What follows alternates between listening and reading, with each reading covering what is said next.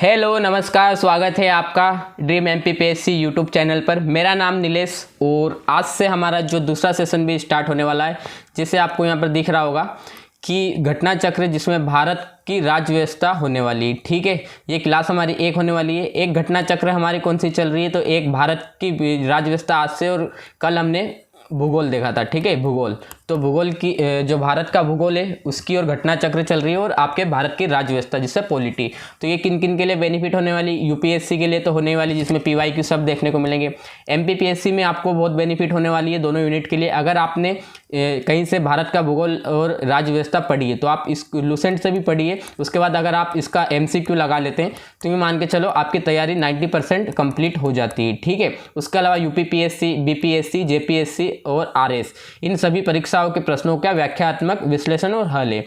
तो इनसे हमको बेनिफिट क्या होगा, देखिए इसमें पीवाईक्यू क्वेश्चन देते हैं, हर एक आपके एग्जाम के आपको देखने को मिलते हैं। और इससे बेनिफिट ये है कि एमपीपीएससी जो रहता है आपका, यहाँ से प्रश्न उठा लेता है। ठीक है, जो पीवाईक्यू में जैसे राजस्थान पीएससी में कोई पूछ रखा है, यूपी पीएससी में पूछ रखा है, जो आपके एमपीपीएससी वाले प्रश्न है उसमें से रिपीट होने की संभावना। उसके बाद झारखंड पीएससी और छत्तीसगढ़ पीएससी, इनके द्वारा पूछे गए प्रश्नों का आपको देखने को मिलेगा। तो एक एक करके हम स्टार्ट करते हैं। तो ये घटना चक्र, भारत की राज्य व्यवस्था, उसके अलावा हम स्टार्ट करते हैं पहले प्रश्न से। तो पहला प्रश्न आप सभी को सामने यहाँ पर दिख रहा होगा, निम्न में से किस अधिनियम में कलकत्ता में आपके सर्वोच्च न्यायालय की स्थापना का प्रावधान किया गया था। तो कौन से अधिनियम के द्वारा किया गया था, आपका रेगुलेटिंग एक्ट 1773, फिर उसके बाद भारत अधिनियम 1784, उसके बाद आपका चार्टर एक्ट 1813, फिर उसके बाद आपको चार्टर एक्ट 1833। तो इसका सही आंसर क्या देखने को मिलेगा आपको, तो इसका सही आंसर आपको यहाँ पर रेगुलेटिंग एक्ट हो जाएगा। ठीक है, 1773 आपको ये याद रखना है। तो कहाँ पर सबसे पहले स्थापना की गई थी, सबसे पहले सर्वोच्च न्यायालय की बात की गई थी कलकत्ता में। ठीक है, इसके बाद मतलब प्रावधान था 73 में, लेकिन 1774 में आपकी स्थापना होती है, ये चीज़ आपको याद रखना है। और इसके पहले अध्यक्ष की बात करें, ठीक है, अध्यक्ष तो कौन बने थे इसके, इसके पहले मुख्य न्यायाधीश कौन बने थे, या मुख्य न्यायाधीश कौन थे, अध्यक्ष नहीं मुख्य न्यायाधीश, तो हो जाएंगे आपके एलिजा इम्पे। ठीक है, सर एलिजा इम्पे। ठीक है, कौन हो जाएंगे, एलिजा इम्पे, आपको ये याद रखना है। नेक्स्ट क्वेश्चन, सर्वोच्च न्यायालय की स्थापना के संबंध में निम्न में से कौन सा कथन सही है। कलकत्ता में सर्वोच्च न्यायालय की स्थापना 1773 के रेगुलेटिंग एक्ट के द्वारा की गई थी। ठीक है, लेमेस्टर इस न्यायालय के प्रथम मुख्य न्यायाधीश थे। तो ये क्या गलत हो जाएगा आपका, इसमें दो गलत है। लेमेस्टर नहीं, अभी हाल मैंने आपको पीछे बताया कौन थे, सर एलिजा इम्पे। ठीक है, सर एलिजा इम्पे। तो यहाँ पर क्या आपको देखने को मिलेगा, केवल एक सही। ठीक है, क्या देखने को मिलेगा, केवल एक सही। अब नेक्स्ट क्वेश्चन, ये भी आपका यूपीपीएससी में पूछा गया, ये यूपीपीएससी 2013 में आपको बनाने के लिए दिया गया है। और आप सभी को पता होगा एमपीपीएससी में जो आपकी यूनिट 6 है, उसमें आपको शुरू में देखने को मिलेगा 1919 और 1935 का एक्ट। ठीक है, ये यहाँ से क्वेश्चन पूछता है, लेकिन जरूरी नहीं 1935 से ही पूछे।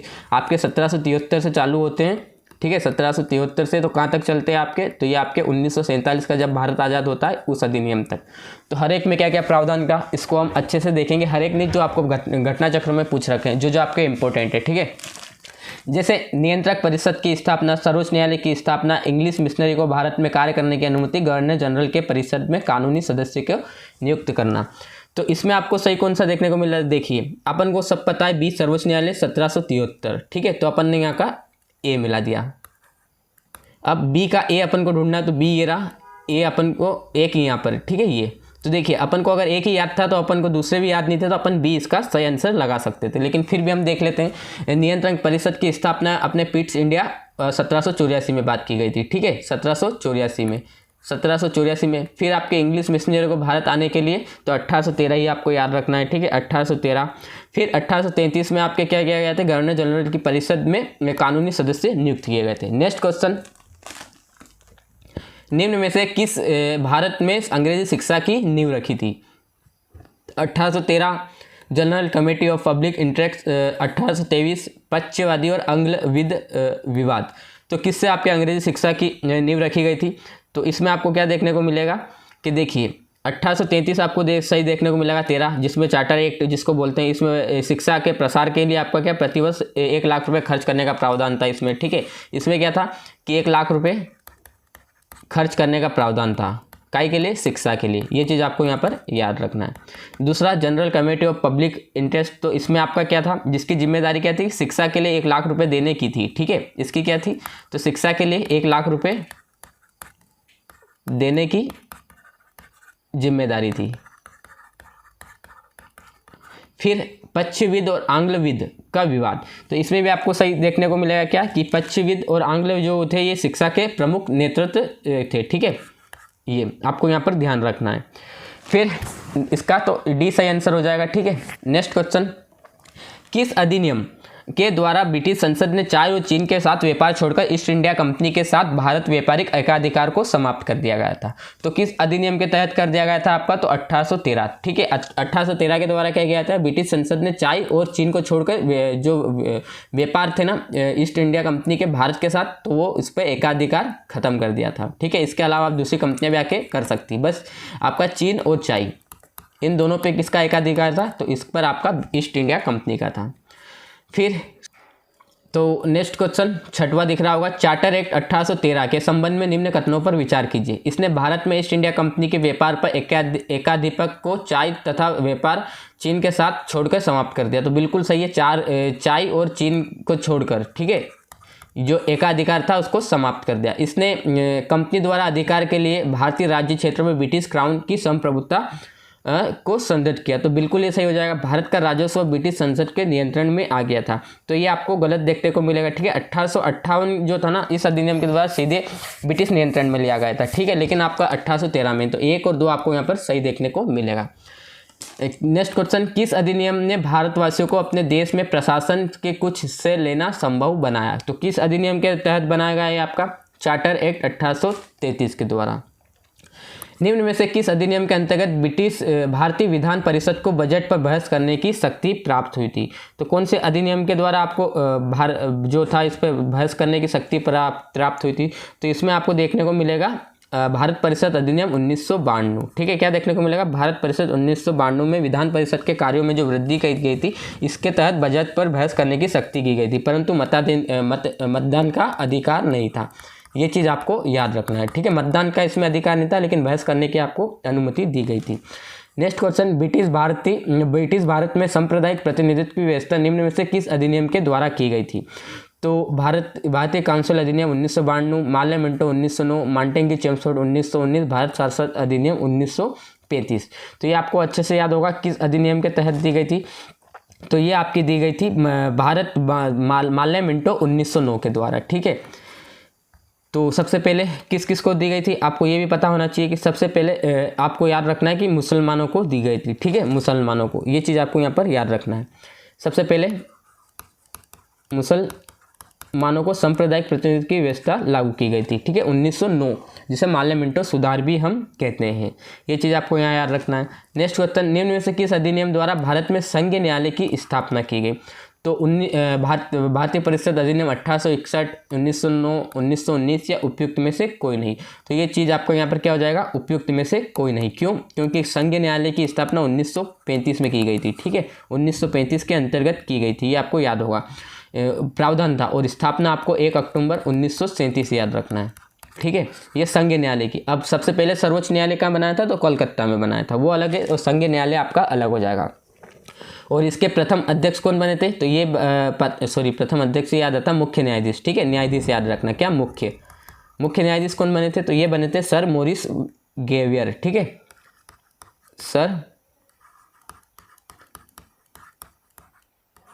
मॉरिस गेवियर।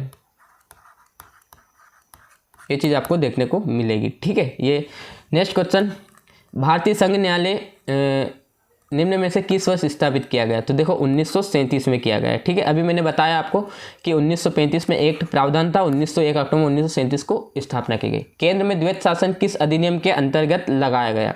तो ये आपका 1935 के अंतर्गत लगाया गया था, ठीक है। ये चीज़ आपको यहाँ पर याद रखना है। द्वैत शासन केंद्र में 1935 के द्वारा बनाया गया था, और एक नई अखिल भारतीय संघ की स्थापना की गई थी। तो MPPSC ने यहाँ से क्वेश्चन पूछ लिया था कि अखिल भारतीय संघ की स्थापना, तो 1935, ठीक है, अखिल भारतीय संघ, ये आपको यहाँ पर याद रखना है। प्रांतों में क्या किया गया था, जो द्वैत शासन था इसकी स्थापना को समाप्त कर दिया गया था, ठीक है। अब देखो 1919 में क्या किया गया था, तो आपको याद रखना है कि प्रांतों में द्वैत शासन लागू किया था, ठीक है, प्रांतों में द्वैत शासन। और 1935 में क्या किया कि 1935 में केंद्र में लगा दिया, ठीक है, केंद्र में या संघ में लगा दिया, और प्रांतों को क्या किया गया, समाप्त कर दिया गया द्वैत शासन, और यहाँ पर इनको स्वतंत्रता दे दी गई, ठीक है। ये चीज़ यहाँ पर याद रखना है। नेक्स्ट क्वेश्चन, निम्न में से किस अधिनियम ने केंद्र में द्वैत शासन प्रणाली की स्थापना की। देखो नेक्स्ट क्वेश्चन यही पूछा गया, 1935 आपको याद रखना है। क्या 1935, 1919 के बारे में अपन को देखना है कि 1919 के भारत शासन अधिनियम में निम्न में से कौन सी प्रमुख विशेषता है। तो कौन सी आपकी प्रमुख विशेषता हो जाएगी कि प्रांतों में कार्यकारिणी सरकार में द्वैत शासन की व्यवस्था, तो सही, बिल्कुल सही बात है। कौन सा अधिनियम, 1935। फिर मुसलमानों के लिए पृथक सांप्रदायिक निर्वाचन मंडलों की व्यवस्था, तो बिल्कुल सही बात है, ये आपको देखने को मिलेगी, ठीक है। क्या देखने को मिलेगी, मुसलमानों के लिए सांप्रदायिक, ये आपको 1919 में, ठीक है। केंद्र द्वारा प्रांतों में विधायिनी शक्ति का हस्तांतरण, तो बिल्कुल सही, केंद्र द्वारा किया गया, प्रांतों को विधायी शक्ति आपकी दी गई। तो इसमें सही कौन सा हो जाएगा, देखो प्रांतों में कार्यकारिणी सरकार में द्वैत शासन की व्यवस्था, तो इसको तो प्रांतों में आपकी क्या की गई थी, ये आपको देखने को मिलेगा कि सही थी। और 1935 में आपका क्या किया गया था, केंद्र में दी गई थी। और मुसलमानों को पृथक निर्वाचन मंडल, तो ये आपको कब दिया गया था, 1909 में, ठीक है, 1909 में। कब गया गया था, 1909 में, ना कि 1919 में। और केंद्र में प्रांतों में विधायी शक्ति का, बिल्कुल, तो 1 और 3 आपको देखने को मिलेगा, कहाँ, सी, 1 और 3। नेक्स्ट क्वेश्चन, निम्न में से किसने ब्रिटिश भारतीय के प्रांतीय की स्वतंत्रता को शुरू किया। तो cabinet mission, Simon commission, Bharat शासन अधिनियम 1935, 1919। तो देखो केंद्र में आपको, केंद्र में किसने की थी, तो 1935 ने, और प्रांत में किसने की थी, तो 1919 में। तो इसका सही आंसर 1919 हो जाएगा। नेक्स्ट क्वेश्चन पे चलते हैं। भारतीय विधान परिषद का प्रथम बार द्विसदन बनाई गई, मतलब भारतीय जो विधान परिषद थी, विधान पालिका, इसको प्रथम बार द्विसदन कब बनाई गई थी आपकी। तो ये चीज़ आपको यहाँ पर याद रखना, तो ये बनाई गई थी आपकी 1919 में, ठीक है। विधान परिषद की आपकी इसमें बात की गई थी 1919 वाले एक्ट में, ये चीज़ यहाँ पर हमको देखने को मिलेगी। इसके अलावा हम आगे बात करें, 1 मिनट रुकिएगा, ठीक है, ओके, 1 मिनट रुकिएगा मुझको, ठीक है। नेक्स्ट क्वेश्चन, केंद्र में कौन सा एक द्विसदन में विधायिका, तो 1919 में द्विसदन आपका बनाया गया था केंद्र में, ठीक है, ये चीज़ आपको यहाँ पर पता होगी। नेक्स्ट क्वेश्चन, कि केंद्र विधान परिषद का निम्न में से कौन सा निर्वाचन भारत शासन अधिनियम 1919 के तहत हुआ था। तो कौन सा हुआ था आपका, इसमें आपको देखने को मिलेगा। तो मैं सबसे पहले बता दूँ, देखो 1926 और 1937 और 1945 MPPSC में भी आपका प्रश्न पूछा था, ठीक है, ये वाला, कौन सा वाला, यही प्रश्न पूछा था आपका MPPSC में भी। तो इसमें आपको थोड़े से सन बदल दिए थे बस उन्होंने, और कुछ नहीं किया था। तो इसमें देखो आपको सही देखने को क्या मिलेगा, A और C, ठीक है, A और C 1926 और 1945 में आपको देखने को मिला था, ठीक है।